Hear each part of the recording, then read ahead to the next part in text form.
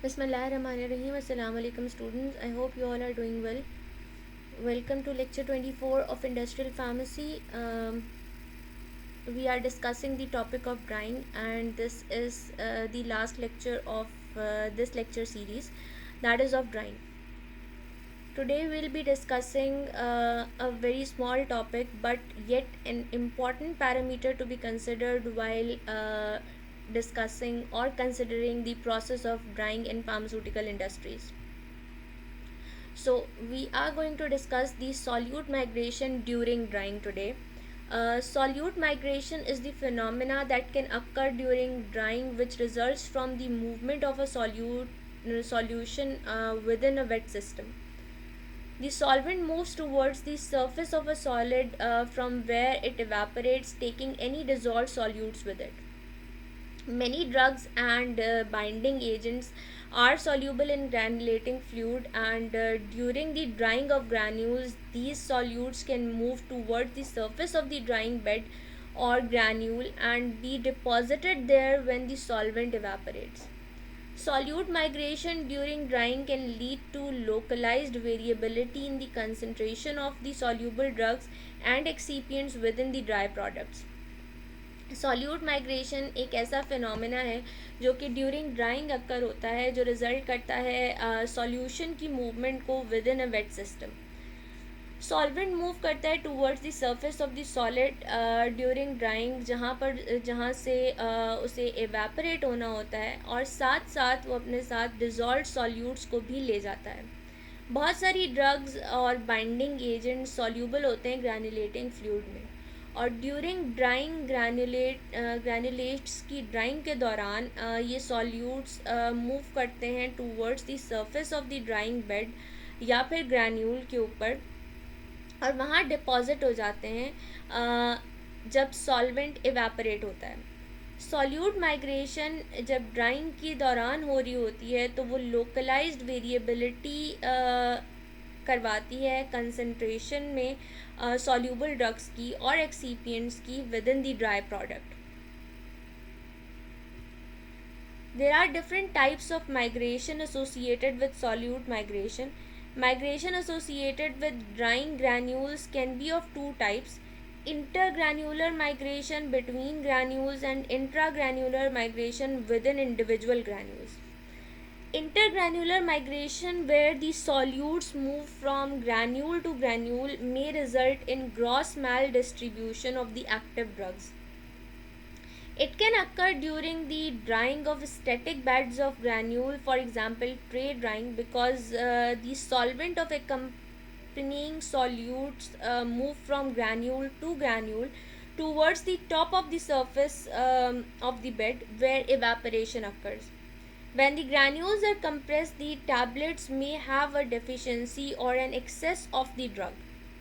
Intragranular migration, drying methods based on fluidization and vacuum tumbling keep the granules separate during drying and so prevent the intergranular migration that may occur in fixed beds. However, intragranular migration, where the solutes move towards the periphery of each granule, may occur. दो तरह की migration associated है with drawing granules, और उन्हें हम inter granular migration कहते हैं, यानी जो बिटवीन ग्रैन्यूल्स हो रही है, और इंट्रा ग्रैन्यूलर माइग्रेशन कह रहे हैं जो इंडिविजुअल ग्रैन्यूल्स के अंदर अकर हो रही है. इंटर ग्रैन्यूलर माइग्रेशन में सॉल्यूट्स मूव करते हैं एक ग्रैन्यूल से दूसरे ग्रैन्यूल्स में, और ये रिज़ल्ट करते हैं ग्रॉस मैल डिस्ट्रीब्यूशन की तरफ, जो कि एक्टिव ड्रग की ग्रॉस मैल डिस्ट्रीब्यूशन है. अगर ये अक्कर हो जाए इंटरग्रैनुलर माइग्रेशन ड्यूरिंग ड्राइंग, तो ये अक्कर हो सकती है स्टैटिक बेड्स के अंदर ग्रैन्यूल्स के, जैसे कि ट्रे ड्रायर्स में, क्योंकि सॉल्वेंट एकम्पनी करता है सॉल्यूट्स को, जो कि मूव करते हैं फ्रॉम ग्रैन्यूल टू ग्रैन्यूल ऊपर की तरफ सरफेस ऑफ द बेड में, जहाँ पर इवेपोरेशन अक्कर होती है. जब ग्रैन्यूल्स कंप्रेस किए जाते हैं तो टैबलेट्स के अंदर डेफिशिएंसीज अक्कर हो सकती हैं या एक्सेस ऑफ ड्रग प्रेजेंट हो सकती है अगर इंटरग्रैन्युलर माइग्रेशन हुई हो तो. इंट्राग्रैनुलर माइग्रेशन में ड्राइंग मेथड्स में, जो कि ऐसे मेथड्स हैं जो बेस्ड करते हैं फ्लूइडाइजेशन के ऊपर या फिर वैक्यूम टम्बलिंग के ऊपर, वो प्रिवेंट करते हैं इंटरग्रैनुलर माइग्रेशन को, जो कि फिक्स बेड्स में हो सकती है, क्योंकि ये सेपरेट रखते हैं ग्रैन्यूल्स को अपार्ट। लेकिन इनमें इंट्राग्रैनुलर माइग्रेशन के चांसेस ज़्यादा होते हैं, जहाँ पर सॉल्यूट मूव करता है towards the periphery of each granule. So what are the consequences of solute migration?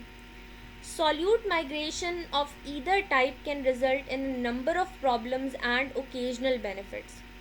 First one is loss of active drug. The periphery of each granule may become enriched with the interior suffering depletion. This will be of no consequence unless the enriched outer layer is abraded and lost, as may happen during fluidized bed during drying, when the fine drug-rich dust will be eluted in the air and carried to the filter bag or lost.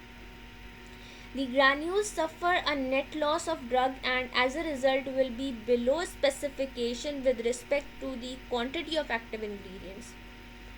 Solute migration किसी भी type का हो, वो number of problems या occasional benefits में result करता है। Loss of active drug हो सकती है, हर एक ग्रैन्यूल की पेरिफ्री इनरिच हो सकती है, लेकिन उसका इंटीरियर डिप्लीशन को सफ़र करता है। इसमें कोई कॉन्सिक्वेंस ऐसा नहीं होगा अनलेस कि इनरिच्ड आउटर लेयर एब्रेड हो जाए और लॉस्ट हो जाए, जो कि जो कि अकर हो सकता है ड्यूरिंग फ्लूइडाइज्ड बेड ड्राइंग, जहाँ पर fine drug rich dust elute करती है एयर में और फिल्टर बैग में कैरी होती है और लॉस हो जाती है। ग्रैन्यूल्स एक नेट लॉस सफ़र करते हैं ड्रग का, जिसकी वजह से बिलो स्पेसिफिकेशन क्वांटिटी प्रेजेंट होती है ड्रग की या एक्टिव इंग्रेडिएंट की फाइनल डोजेज फॉर्म में। Mottling of the colored tablets is another consequence of solute migration. Colored tablets can be made by addition of soluble color during wet granulation. Intragranular migration of the color may give rise to dry granules with a highly colored outer zone and a colorless interior. During compaction, granule fracture occurs and the colorless interior is exposed. The eye then sees the colored fragments against a colorless background and the tablets appear mottled. Migration may be reduced by use of the insoluble aluminium lake of the coloring material, in which the soluble dye is adsorbed strongly onto the insoluble alumina particles in preference to the soluble dye itself. Colored tablets बनाई जा सकती हैं colouring agent को सॉल्युबलाइज करके during wait granulation. इंट्राग्रैनुलर migration अगर अकर हो तो ये ड्राई ग्रैन्यूल्स में हाईली कलर्ड आउटर जोन की रिज़ल्ट करती हैं और कलरलेस इंटीरियर होता है। कॉम्पैक्शन के दौरान जब ग्रैनुलर फ्रैक्चर अकर होता है तो कलरलेस इंटीरियर एक्सपोज होता है, और फिर हम ये देखते हैं कि कलर्ड फ्रेगमेंट्स प्रेजेंट हैं अगेंस्ट अ कलरलेस बैकग्राउंड और टैबलेट्स मॉटल्ड अपीयर होती हैं। माइग्रेशन को रिड्यूस किया जा सकता है by use of insoluble aluminium lake colouring material, जो एल्यूमिनियम लेक का होता है, जहाँ पर सॉल्यूबल डाई एड्जॉर्ब किया जाता है strongly on insoluble alumina particles. ये अगर यूज़ किया जाए in preference to the soluble dye itself तो माइग्रेशन को प्रिवेंट किया जा सकता है। Migration of soluble binders is another consequence of solute migration. Intragranular migration may deposit a soluble binder at the periphery of the granules and so confer on them a hoop stress resistance, making the granules harder and more resistant to abrasion. This migration can aid the bonding process during tablet compaction as a result of binder-binder rather than drug-drug or drug excipient contact, and is therefore sometimes beneficial. Many other factors such as granule formation, drying method, and the moisture content affect solute migration. Intragranular migration में एक soluble binder deposit होता है periphery of granules पे, जो कि एक hoop stress confer करता है, हूप स्ट्रेस रेजिस्टेंस कन्फर करता है, जिसकी वजह से ग्रैन्यूल्स हार्डर होते हैं और रेजिस्टेंट होते हैं टू एब्रेशन। ये माइग्रेशन एड करती है बॉन्डिंग प्रोसेस में ड्यूरिंग कॉम्पैक्शन, जिसकी वजह से बाइंडर बाइंडर कॉन्टैक्ट होता है, जो कि समटाइम्स बेनिफिशियल होता है। बहुत सारे और भी फैक्टर्स हैं जो ग्रैन्यूल फॉर्मेशन में, ड्राइंग मेथड में मॉइस्चर कंटेंट में सॉल्यूट माइग्रेशन को अफेक्ट करते हैं। So we'll learn the influence of formulation factors on solute migration. First one is the nature of the substrate. The principles governing solute migration are similar to those of thin layer chromatography. Thus, if the granule substrate has an affinity for the solute, then migration will be impeded. Luckily, many of the common tablet excipients possess this affinity. The presence of absorbent materials such as starch and microcrystalline cellulose will minimize tablet solute migration. The use of water insoluble aluminum lake pigments reduces mottling compared with the use of water soluble dyes. Solute migration का principal similar है thin layer chromatography पे के साथ। एक granule substrate की affinity होती है solute के साथ, या अगर किसी ग्रैन्यूल सबस्ट्रेट की एफिनिटी है सॉल्यूट के साथ तो वो माइग्रेशन को प्रिवेंट कर सकता है। लकीली कॉमन टैबलेट एक्सीपिएंट्स ये एफिनिटी रखते हैं। एब्जॉर्बेंट मटेरियल की प्रेजेंस जैसे कि स्टार्च हो गया या माइक्रोक्रिस्टलाइन सेल्यूलोज हो गया, ये मिनिमाइज करेगा टैबलेट में सॉल्यूट माइग्रेशन को। वाटर सॉल्यूबल एल्यूमिनियम लेक्स अगर या पिगमेंट्स यूज़ किए जाएँ तो वो रिड्यूस कर सकते हैं मॉटलिंग को, अगर हम इनको कंपेयर करें with the use of water soluble dyes. Viscosity of the granulating fluid. The popular granulating fluids are solutions of polymers whose viscosity is appreciably greater than that of water alone. The viscosity impedes the movement of moisture by increasing the fluid friction, increasing the concentration, and therefore the viscosity of polyvinyl pyrrolidine solutions has been shown to slow the migration of drugs in fixed beds of wet granules. Solutions of methyl cellulose with comparable viscosities gave similar migration rates, showing that the effect is due to viscosity alone and not to any specific action of either of the binders. Popular granulating fluids जो solutions में हैं वो polymer के solutions में हैं, वो उनकी viscosity appreciably greater होती है वाटर की विस्कोसिटी से। ये विस्कोसिटी प्रिवेंट करती है मॉइस्चर मूवमेंट को by increasing the fluid friction. अगर कंसंट्रेशन इंक्रीज कर दी जाए तो विस्कोसिटी पॉलीविनाइल पायरोलिडीन सॉल्यूशंस की ये शो करती है कि स्लो माइग्रेशन होगी ड्रग्स की फिक्स बेड्स के अंदर वेट ग्रैनुलेशन में। मिथाइल सेल्यूलोज के सॉल्यूशंस जब इनको कंपेयर किया जाता है विद कंपेरेबल वेलोसिटीज़, ये सिमिलर माइग्रेशन रेट्स देते हैं। ये शो करते हैं कि ये इफ़ेक्ट सिर्फ विस्कोसिटी की वजह से है और इसके साथ कोई और स्पेसिफिक एक्शन बाइंडर्स का एसोसिएटेड नहीं है। Influence of process factors on solute migration. Drawing method. Intergranular migration in fixed beds of granules will occur whenever a particular method of drying creates a temperature gradient. This results in greater evaporation from the hotter zones. In slow convective drying, for example, during static tray drying, the maximum concentration of solute that has migrated will normally occur in the surface of the drying bed because the process of drying is slow enough to maintain a capillary flow of solvent or solute to the surface over a long period. Drying by microwave radiation results in uniform heating that in turn minimizes solute migration. Drying methods which keep the granules in motion will abolish the problem of intergranular migration, but intragranular migration can still occur. This is marked in fluidized granules. Intergranular migration fix beds में occur होती है जहाँ पर particular method of drying create करता है एक specific temperature gradient.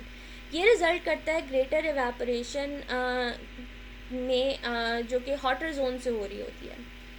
Slow convective drawing के अंदर जैसे कि during static tray drawing maximum concentration solute की माइग्रेट होती है normally on the surface of the drawing bed, क्योंकि प्रोसेस ऑफ ड्राइंग स्लो होता है और ये मेंटेन करता है कैपिलरी फ्लो ऑफ सॉल्वेंट को, जिसकी वजह से सॉल्यूट सरफेस की तरफ माइग्रेट करते हैं over a long period. Microwave radiation में यूनिफॉर्म हीटिंग होती है. In turn microwave radiation solute drawing को प्रिवेंट करती है या मिनिमाइज करती है. ड्राइंग मेथड्स जो कि ग्रैन्यूल्स को मोशन में रखते हैं वो इस प्रॉब्लम को अबॉलिश कर सकते हैं. इंटरग्रैन्युलर माइग्रेशन की प्रॉब्लम को अबॉलिश कर सकते हैं, मगर इंट्राग्रैन्युलर माइग्रेशन स्टिल अकर हो सकती है, जैसा कि हम फ्लूइडाइज्ड ग्रैन्यूल्स में देखते हैं. Initial moisture content. The initial moisture content of the granule will also influence the extent of migration. The greater the moisture content, the greater will be the moisture movement before the pendular state is reached, at which point migration cannot continue as there is no longer a continuous layer of mobile liquid water within the wet solid. Initial moisture contents granules का influence करता है extent of migration में. जितना ज़्यादा moisture content होता है उतने ही chances होते हैं मॉइस्चर मूवमेंट के before pendular state is reached. Pendular state की रीचिंग के बाद माइग्रेशन कंटिन्यू नहीं होती, क्योंकि कंटिन्यूस लेयर मोबाइल लिक्विड की अवेलेबल नहीं होती within the wet solid. There are some practical means for minimizing solute migrations, and the following measures can be taken to minimize the migration. First one is the use the minimum quantity of granulating fluid and ensure that it is well distributed. High speed mixer granulators give better moisture distribution than earlier equipments, and granules prepared in this way show less migration. Prepare the smallest granules that will flow easily and are generally satisfactory if mottling is troublesome. Avoid tray drying unless there is no alternative. If tray drying is unavoidable, then the dry granules should be remixed before compression.